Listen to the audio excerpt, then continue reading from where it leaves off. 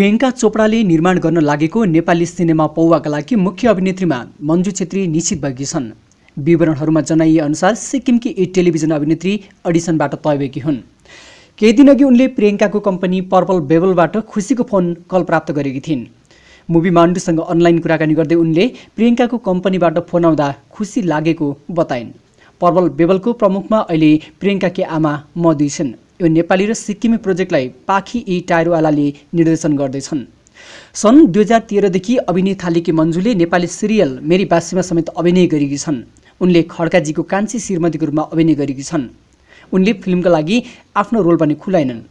फिल्मका सहायक निर्माता राज सिटौलाले सिक्किमबाट 5 अन्य कलाकार पनि छानिएको जानकारी दिए।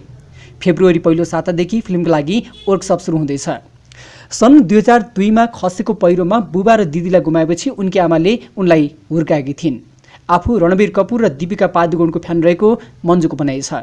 उनले सिक्किम मणिपाल विश्वविद्यालयबाट MBA सकेकी छन्। फिल्मले राजनैतिक अस्थिरताको कारण परिवारबाट अलग भएका 2 बालबालिकाको कथा पेश गर्छ। प्रियंका चोपडा भने अहिले हलिउडको फिल्म क्वान्टिटीकोमा व्यस्त छिन्।